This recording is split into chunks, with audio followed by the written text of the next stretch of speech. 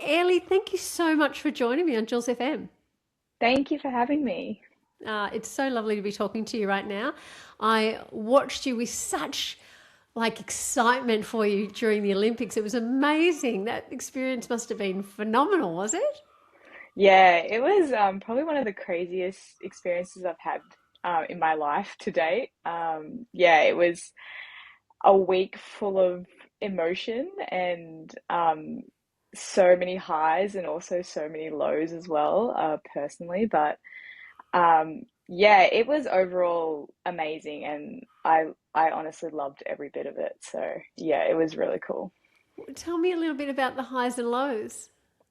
Well, a high was definitely the Olympics itself. I made my Olympic debut, which was, something I've dreamed of for as long as I can remember. And yeah, finally being able to represent Australia was just a really amazing feeling. I don't think I really realized kind of the importance of representing my country was until I was Mm. there, and seeing all the other countries there and everyone else representing where they're from, just made me so proud. And yeah, I've never experienced anything like it. And yeah, and I guess the lows was a bit with my performance. I didn't quite hit the goals I was hoping to for my debut, but I tried my absolute best, and we had a couple of delays with the weather, and which always makes things a little more difficult, especially in winter sports, which are already difficult enough. But yeah, it was a little bit disappointing with my performance, but either way, I was really happy to have the experience, and yeah, just still reeling from it, I guess. Yeah, I bet. Now, and I was going to come to this later, but I'd love to hear about it now. So, when you weren't performing or things weren't going the way you wanted to, what do you tell yourself? Like, how do you come back from that, or how do you face again, get up and face it all the next day? Yeah, I mean, it's really hard. It's probably, one of the most mentally tough things you kind of have to work on as an Mm. athlete.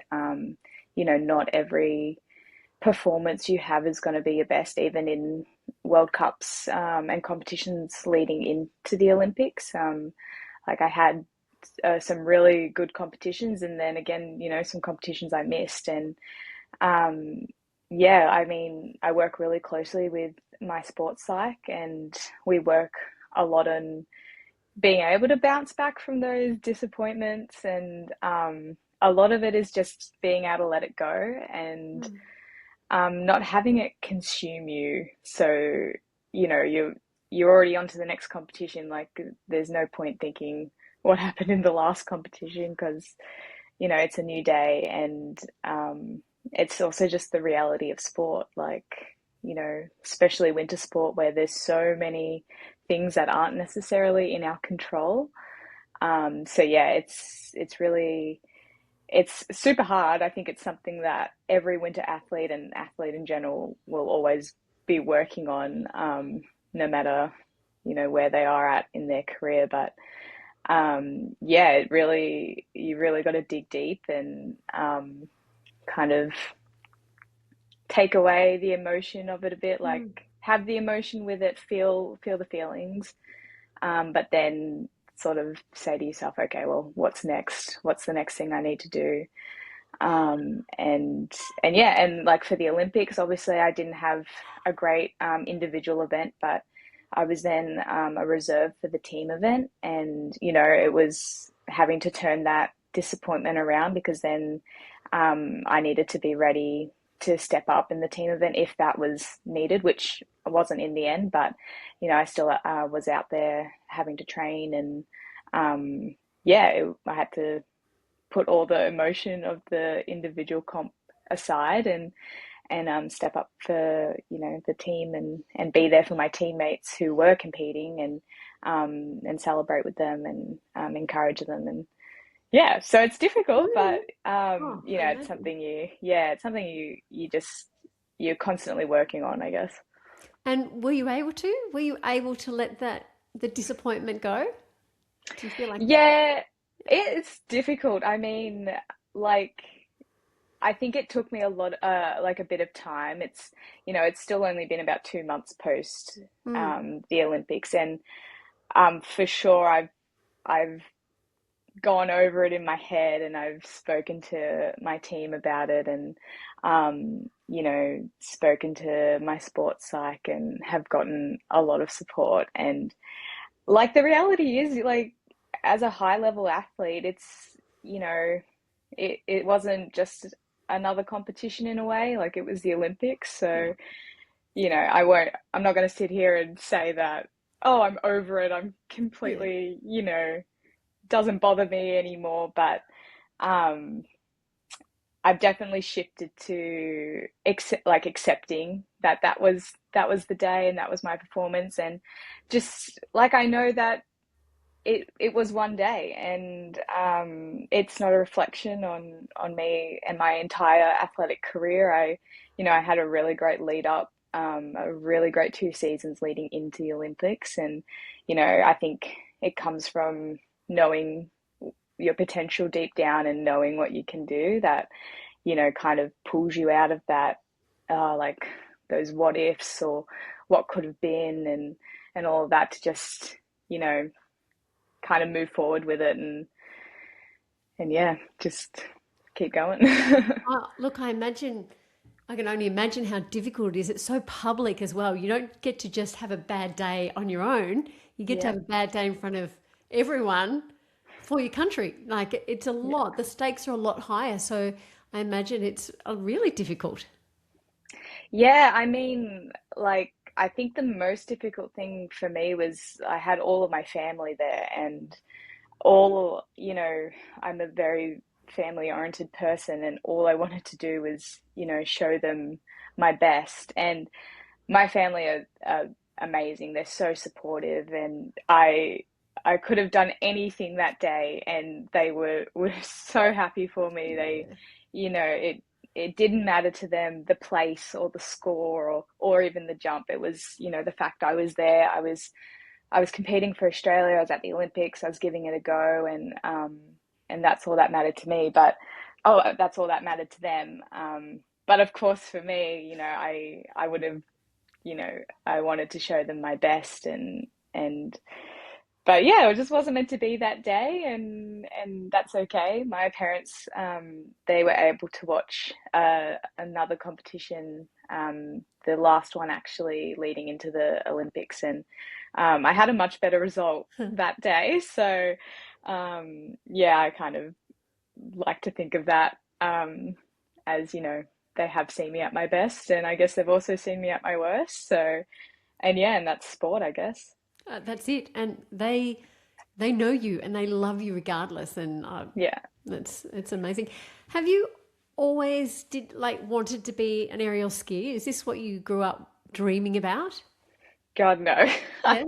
No, I grew up doing gymnastics, like most aerial skiers, who are recruited nowadays. And I love gymnastics. I did it for 10 years, but I knew I wasn't Olympic potential with it. I love doing the sport because I was able to do things, I guess, that people couldn't normally do, and that's what always drew me to like a sport like gymnastics. And then I had sort of heard of aerial skiing, but I honestly, I'd never watched it. I'd never, like really knew about it that much. But I was coaching. I'd finished gymnastics when I was in year 12, so 2017, and I there was about a 6 month period between finishing gymnastics and starting in aerials, which my club got pamphlets for the program, and they gave me a pamphlet pretty much, and was like, "Oh, you should try this." And I looked at the pamphlet, and I was like, "What is this?" Like, Yeah. and yeah, and it was kind of a situation of, am I going to try to go down this path. Like, I don't really know this sport. I have just finished 10 years of gymnastics. You know, am I ready to try something completely new that I've not really heard of, and then, start from scratch again? But I guess it was kind of, why not? And yeah, and then I sent in an application, and um, a couple of weeks later went to a trial, and then found myself with a scholarship for the Wow. program with the Victorian Institute of Sport. So yeah, the rest is kind of history. And I have two questions from that. One, how did you know you weren't Olympic material for gymnastics? I mean, I guess I was competitive at gymnastics, and going to I was national level to about level 7, and if you were going to, progress to the Olympics, which it's already incredibly difficult to, I think, even qualify for the Olympics in gymnastics in Australia.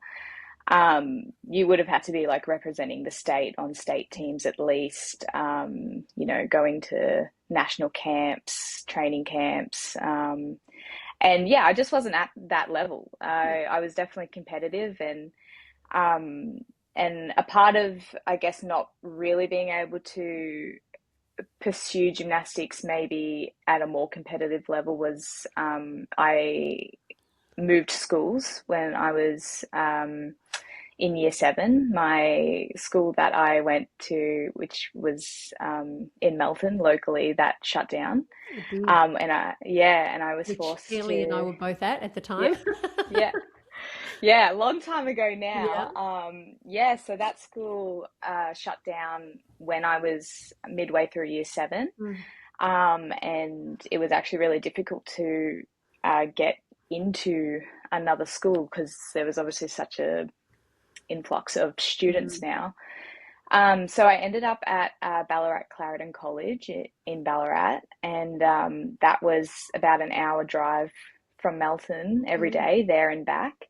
And then I moved gymnastics clubs to Eureka Gymnastics up there, and basically with, living in Melton still and doing school in Ballarat and then gymnastics, I could only do so much in so many hours. And my dad would, he would drive, a 2-hour round trip 2 nights a week just to pick me Wow. up from gymnastics, and then I'd also do it Saturday mornings, and get the train there and back. But yeah, it was, I did what I could manage, and I think that's, yeah, how I sort of knew, like, gymnastics. I loved the competitiveness. I loved going to competitions, but it wasn't something that was going to lead to the Olympics for me, and that was okay. And Yeah.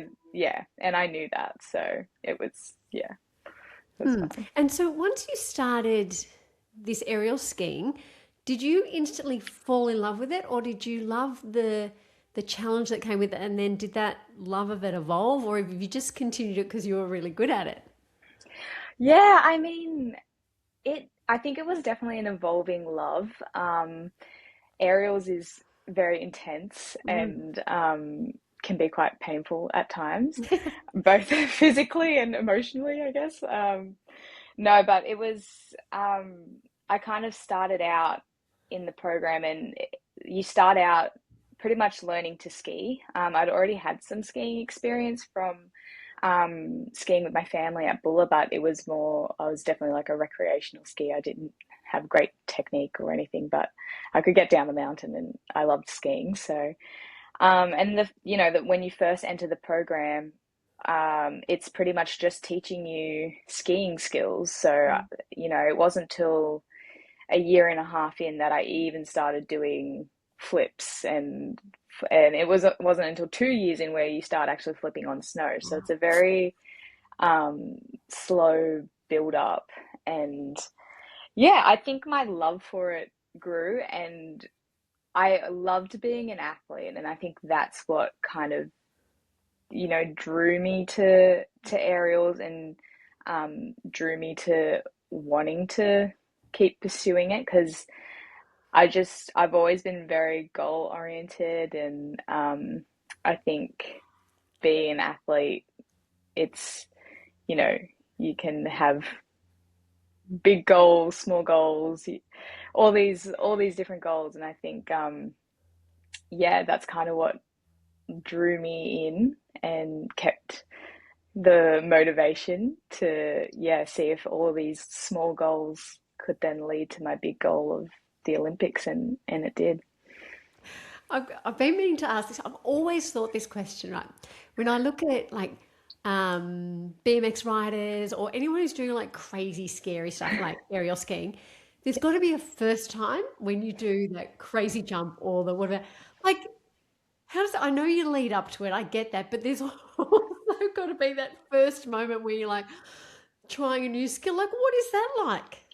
Oh, it's terrifying. Like you know, I think people think that we're all like cool and calm, but no, like we are sometimes standing at the top, physically shaking from nerves, and yeah, Oh, I'll never forget my I think the scariest time, which doesn't seem like it seems a bit disproportionate, I guess, but was doing like my first ever flip on snow, and it just like a single flip on the single kicker. It's like the very first flip you'll ever do on snow. And once you keep progressing, a single flip on snow is your easiest trick. But when you're first starting, that I remember I was in Finland, and it was my season to do my first ever flips on snow, and I could barely talk to the people around me because I was so nervous. yeah, And it's honestly, it's actually such a, it's such an all or nothing sport. yeah. And I think something I said to myself, because I was so nervous that just this one flip, um, and I think I said to myself, well, like I either go and flip or I go home because if like Yeah. I can't do if I can't turn my skis and go, then I can't do this sport. It's simple. So I think kind of having that in mind, and you just kind of have to go. And I mean, it was all fine. And once you do the first one, I think your muscle memory kicks in, your all your training kicks in, and everything was completely fine. But yeah, I mean, you've got to make a choice. Like there's only one way Mm. down, and Yep. this is the way. And you can either do it or you don't. And Oh, yeah. oh, But it it is. is scary. It's Yeah. terrifying. Yeah. Um, when you started this, I mean, you were 18 then because you just finished your 12 and you got into aerials. Like that's a massive, massive commitment. What kind of did you have to give up to pursue this? Like what kind of trade-off was there for a teenager? Yeah. Yeah. I mean, I was pretty used to having to give up um, a lot of social things throughout my teen years with gymnastics. Like, I trained every weekend. So, if something was on like a Friday night, then I probably couldn't have gone to it, or, Saturday day probably couldn't have gone to it. And same with competition season. During competitions, they would be on either a Saturday or a Sunday. So, there's definitely a lot of missed parties, as any like Mm. athletic teenager would tell you, missed, family gatherings and whatnot. But it was probably nothing in comparison to how much I've probably sacrificed with aerials. And um, yeah, it's a lot. Like I I obviously, well, from Melbourne and moved to Brisbane, so just um, flying home just for my cousin's birthday or something is wasn't really an option during full training. So I've had to give up seeing a lot of my family's birthdays, or even special holidays, Christmases. I've been overseas for, I think it was about I think I had 4 Christmases overseas till Wow. I finally, yeah, 3 or 4, I can't remember, but 3 or 4 in a row until I got to come home for Christmas between competitions and yeah, like just another sacrifice was with my education as well. I went to university. I did a Bachelor of Radiation Science, which I'm very proud of and Yeah. really enjoyed doing at the time. But you know, it came to a point where I graduated my bachelor's, and there was a opportunity for me to do a master's course, and I'd gotten accepted into the master's course, and I had to. Well, I didn't have to, but I chose to decline it to pursue aerials. So that was a bit of a fork in the road for me because with the master's course, it was obviously that was gonna be full time clinic placement for the degree I wanted to do, Yeah. which just wasn't going to be possible with full time training. So that was probably one of the biggest sacrifices I made for aerials was, yeah, not pursuing further uni study to pursue my Olympic dream. But I really don't have any regrets with it. So yeah. That was going to be my next question. Did you ever question it? Did you ever have doubts that you're like, oh, have I made the right choice? Yeah, I mean, I think a lot of people in like athletes in high level sport, there's always been like a season or a period where you're like, why am I here? Why, Mm. what am I doing? I haven't really gotten anywhere this season, or Yeah. haven't achieved what I thought I would achieve by now.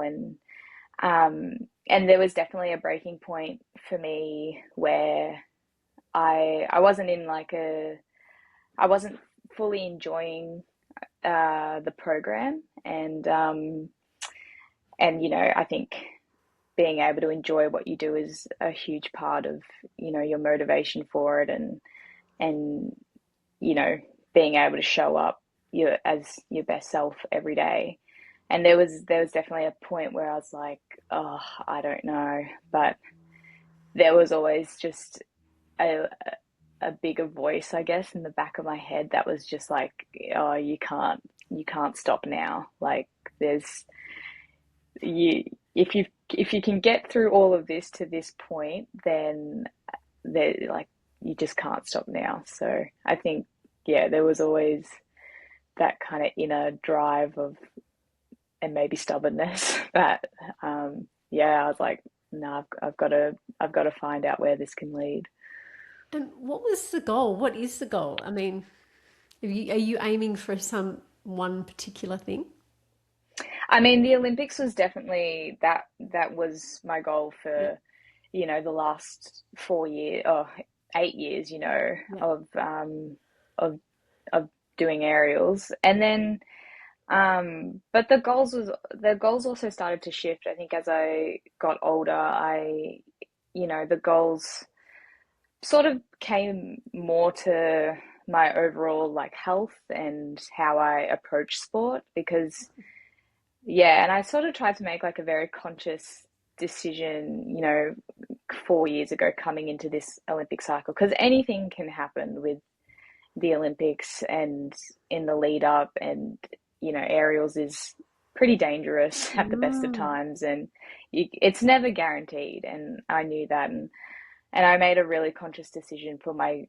Obviously, I've had the overriding goal of the Olympics, but it was to enjoy what I was doing. It was to turn up every day, wanting to be slightly better in some way. I wanted to be better with my strength and conditioning. I wanted to be better with my nutrition. I wanted to be just a more rounded athlete.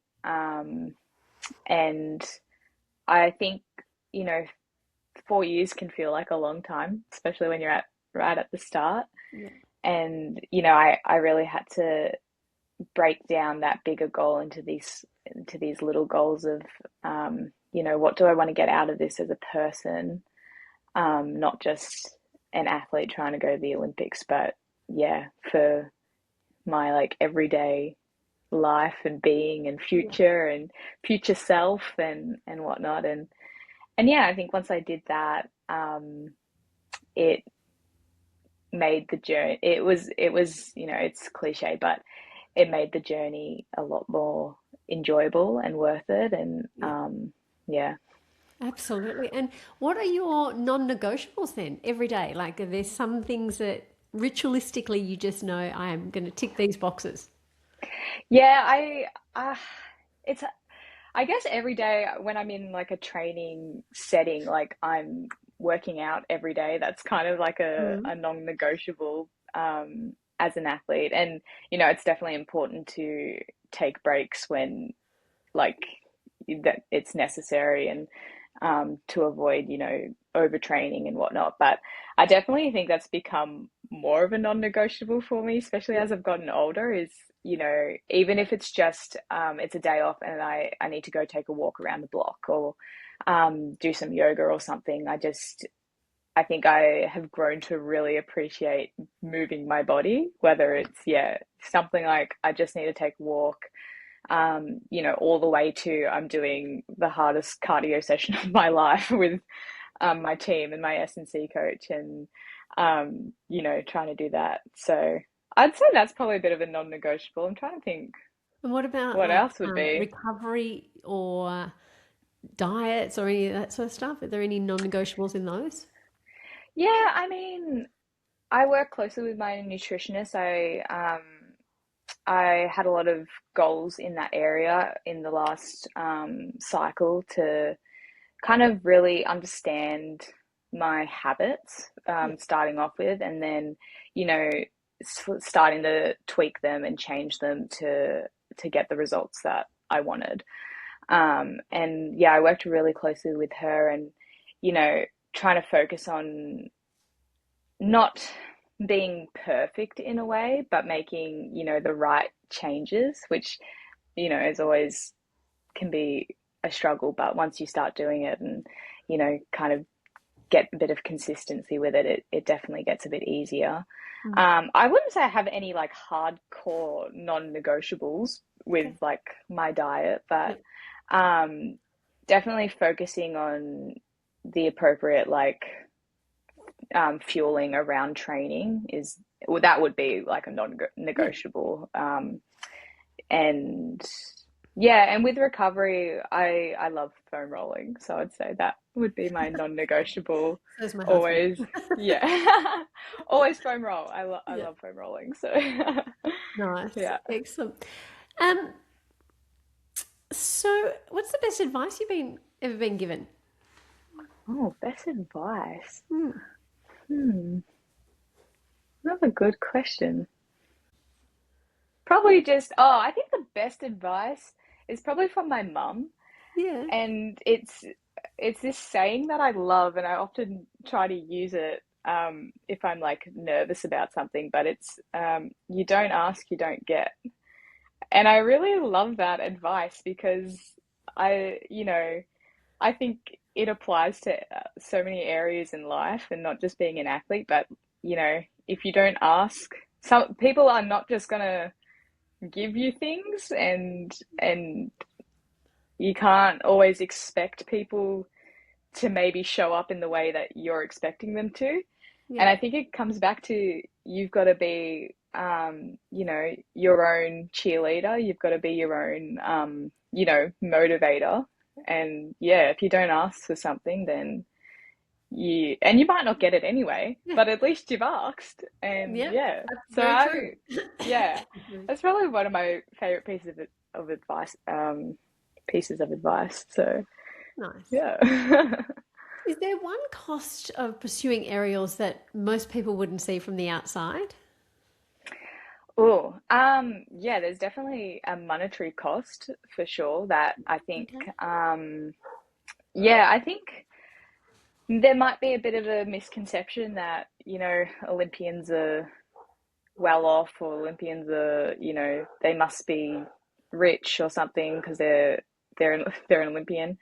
But behind it, there are so many athletes, Olympians and not Olympians, that are financially struggling just to be able to do their sport. And um, while I'm very fortunate with aerials, we get a lot of things provided for Mm. us, and we have a really great support system, and really great program staff, and things that help us be able to do what we need to do.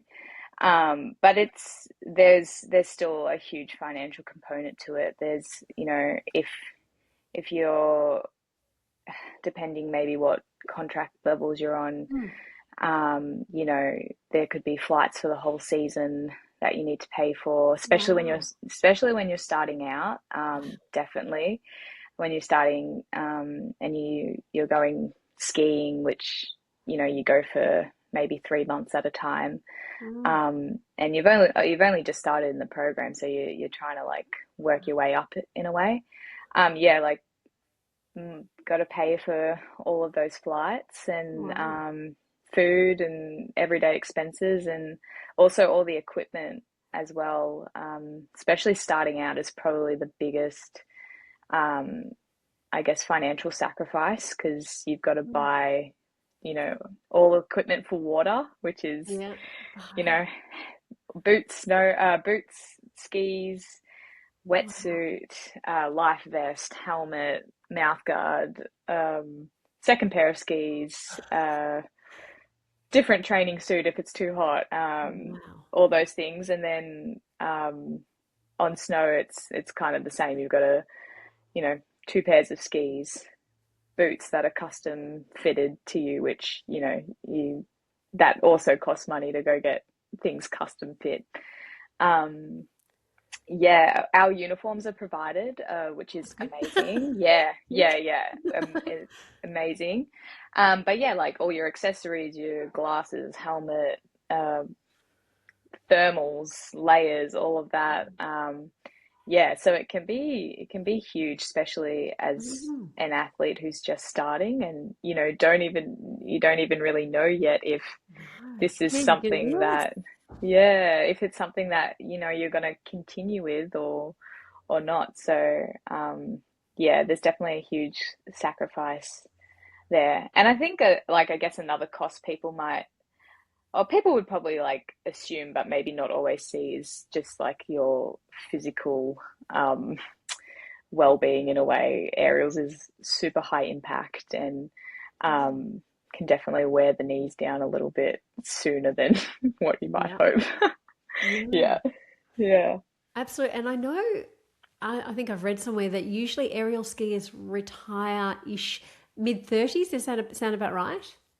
Yeah, yeah. So I guess aerials is a very longevity sport, and um, you often can peak a lot later, from Mm. your anywhere, I guess, from mid 20s to mid 30s. Yep. You could be performing at your peak. And then, yeah, I would say the general population of aerialists would retire about mid 30s. Some I think have gone. I think Longer. maybe there was one girl who was in her 40s, but it's pretty rare to see that. Oh, So and I yeah, imagine part of that would be the physical costs, the physical toll, on your legs, your joints, all of that sort of stuff. It's pretty yeah, grueling, isn't it? yeah. It's very intense, and yeah, that's why we have really good services around us, and we usually travel with a physio, travel with an S&C, which we're really lucky to have that with our program. And yeah, and recovery, especially as you get further into your career, is just so important, because the body definitely takes quite a Oh, few hits, probably more than it needs to over a career. oh, I bet. Gosh, yeah, it's pretty scary just watching it. So Yeah, I don't yeah. imagine doing that. Oh, um, if you look back years from now, what would you be most proud of about how you've progressed on this journey?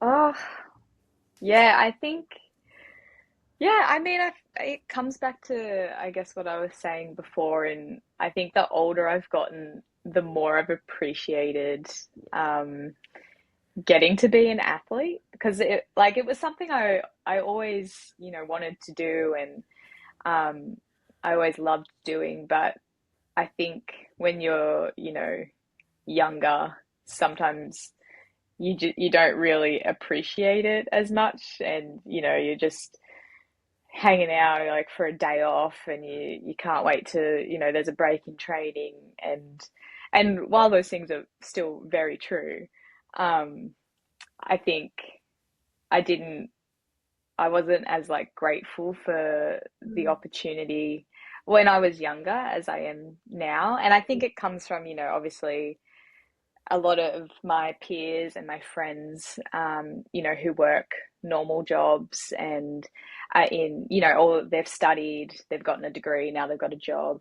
I've grown up alongside of them in a very different pathway, Yeah. um, and I I think I appreciate it more that it is part of my routine that I have to go to the gym, and my friends have to work 8 hours in the day and then go to the gym if they want to do that. And um I think it's little things like that that you start to recognize in like your athletic career compared to someone in a non-athletic career, that you're like, wow, and the travel as well. I get to go to some amazing places all around the world, and even though it's not to be confused with a holiday, because a lot of people are like, oh, where are you going this year on holiday? And I'm like, oh, it's not a holiday, but I'll be going here and whatnot. But yeah, I mean, just the people I've gotten to meet through the sport as well, the different countries, the different cultures I've gotten to experience. Yeah, it's really incredible. And what have you learnt about who you are as a person, like as a learner? Or I know you mentioned before that you're a bit stubborn, you've got that grit, which is vital to be successful, I think, in your area. Is there anything else you've learnt about yourself now, retrospectively?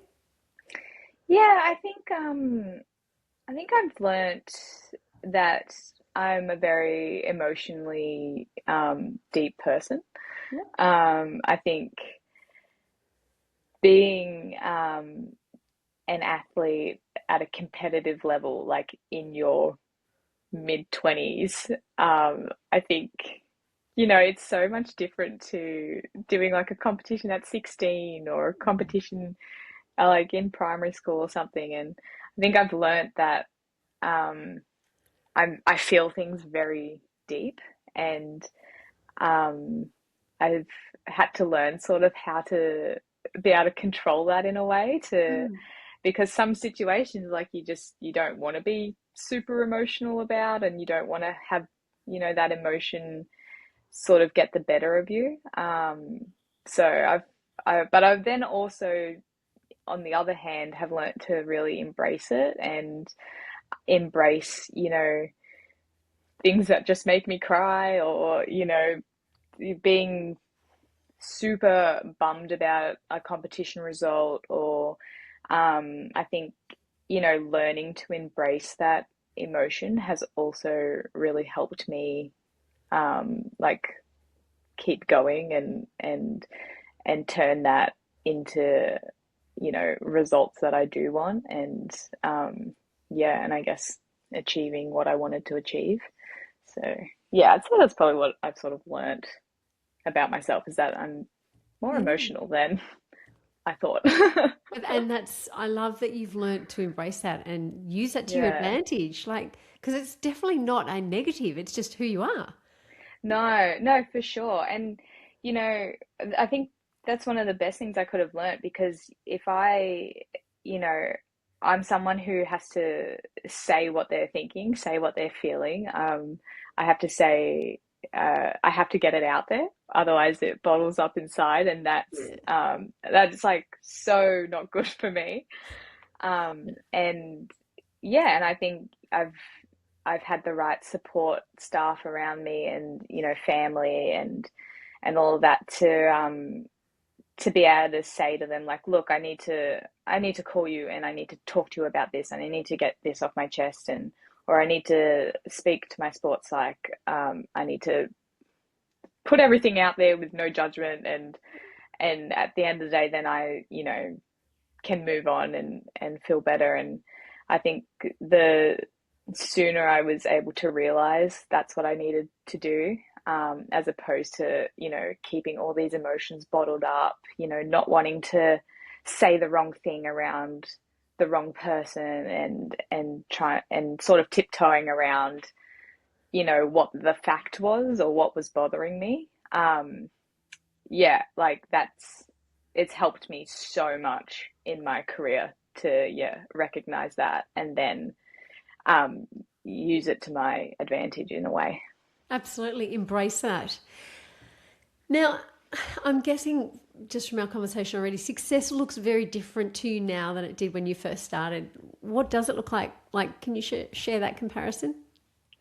Yeah, I mean, success looks like a lot of things. I think it can simply look like, you had I was meant to do a gym session today, and I really didn't want to go, and I'm still feeling like I need a break from sport, but I went up and I showed up for myself, and I know I always feel better after doing that. So I think Yeah, success can, look like little things like that day to day, just definitely. showing up for yourself, being kind to yourself when, you know, you just had this whole intensive sporting experience, and you don't feel like you're at your Olympic on your Olympic Mm. game, but that's totally normal for someone coming out of that experience. Yeah, I think success.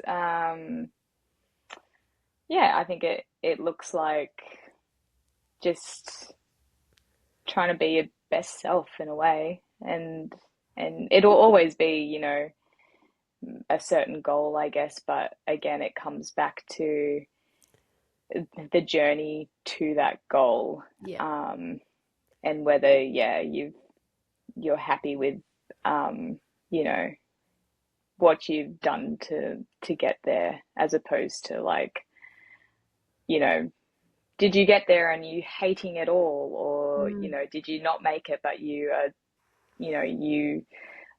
grew as a person, and you learnt things about yourself you haven't learnt before, and um, I think that's kind of what success more looks like And it sounds now. like you redefined that when you said you shifted your priorities, and now it is about looking after your health and your mental well-being and your diet and your physicality.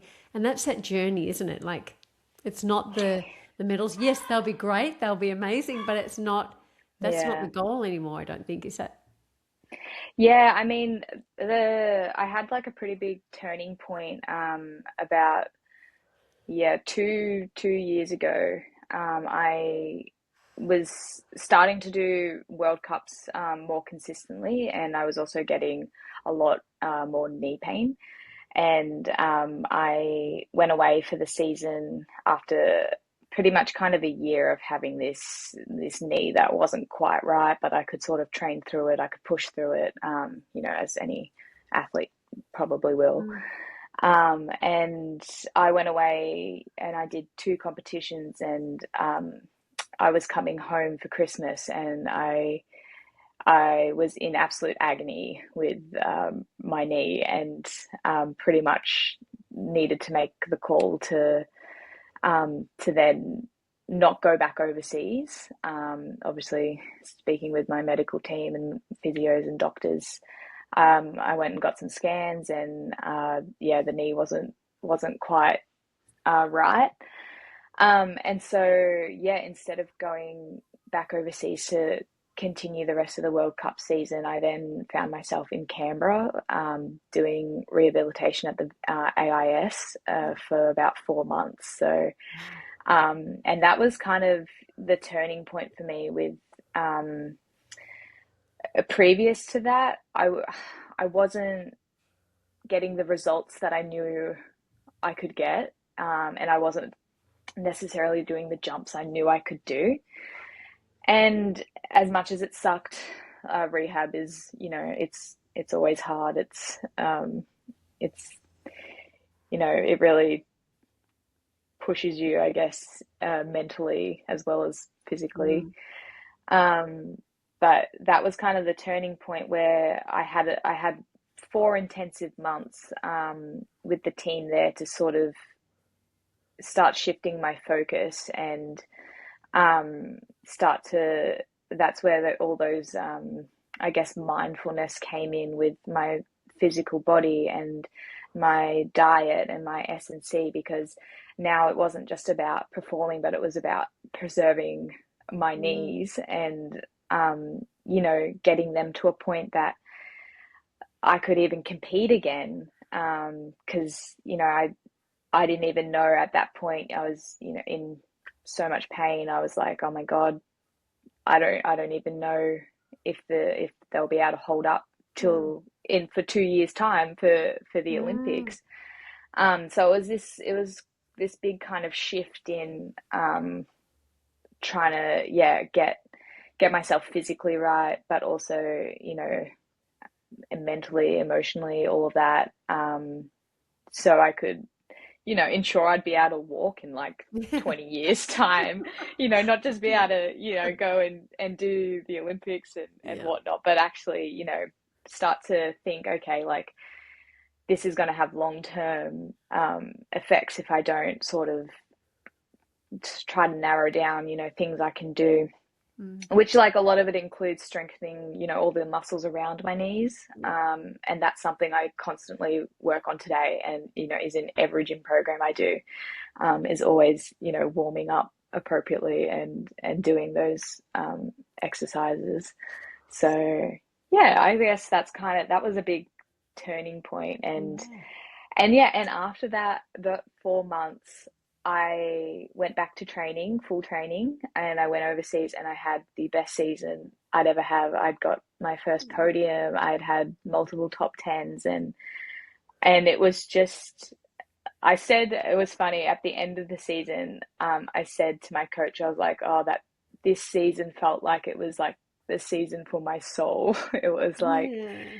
It was like all this hard work, all this change I had to do, all this, you know, like trust, I guess, in people's opinions, in myself. Like it it really had all come together, and I was in, the best position I could be leading into an Olympic year. And yeah, but like it took a lot of, self-reflection and sort of looking at what I was doing and being like, right, I think we need to like kind of shift all of this, because whatever I was doing, it's not maybe working at the moment. So, and that can be really scary as well, but it was definitely one of the best decisions I made.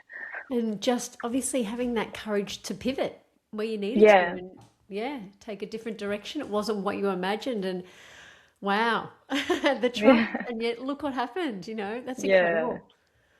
yeah. I was pretty happy, and yeah, and you know, I was also just happy that I could get back on skis, and my knees will always be something that I Mm. am having to be cautious of, but I could get back up there and do it. So I was also really happy that I could, even continue.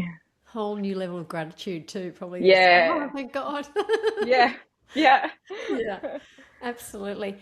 Um, well, what's the next goal? And I know it is all encompassing, but in terms of just where are your sights set in terms of, from here?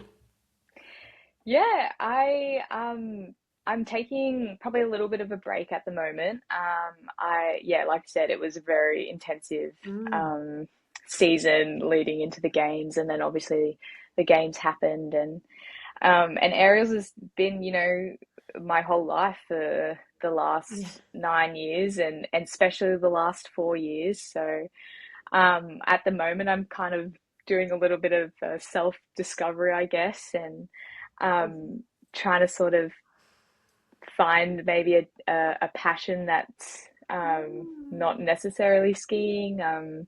Even maybe looking into some study options just for like semester two, Yep. and use my brain again a little bit. But yeah, it's kind of just about taking a bit of a step back Yep. um, for the minute, and I guess still reflecting on my whole experience, reflecting on, where I got to, and then focusing then on, okay, well, where do I want to be? Mm, And, you know, I think until I have a little bit of some time away from the sport, I think it will provide more clarity to the future than, just trying to same, get same. straight back in it. Yeah, yeah. And like I'm very much a person that appreciates balance. I Yeah. appreciate having, that's why I did like my uni course during aerials, because I loved having something on the side that was Yeah. my own sort of little thing. Yeah. And yeah, I think it's really important for an athlete in general just to have something that, um, you know, have something they're passionate about that isn't just their sport. So yeah, I at the moment I'm trying to sort of rediscover Yeah. maybe that passion, and yeah, and then you know keep training, keep up my strength, keep up my fitness, still see my team, see my coach and all of that, and yeah, when the time's right, come to look at what the next 4 years has in Yeah. To the store. next Yeah, Olympics. yeah, yeah. If that is So. on the cards. You wouldn't go back to the radioactive science? Oh, it's definitely like on the back burner. It's Yeah. yeah, it's something that's definitely like a post sporting career. Yep. Probably that's the final destination. So yeah, definitely still in the background, but yeah, I think I've got to try give it another shot first. So Yeah. yeah. No, fair enough. So, lastly, is there anything else that we haven't covered that you think, any parting messages or anything else you'd like to share? Ah, that's a good question. I feel like I've said a lot about my life, but Been probably fantastic. sick of hearing about it. No, it's Um, awesome. no, I think my main message that I sort of have been saying, or trying to get across, is just like, don't let people tell you you can't do it.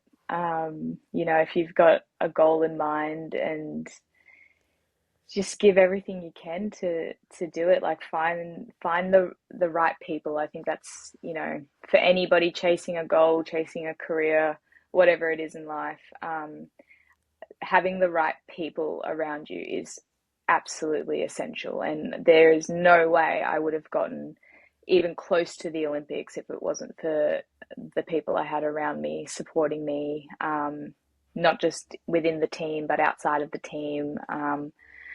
And yeah, I think that's, if you're chasing anything, if you have the right people, then you'll get there.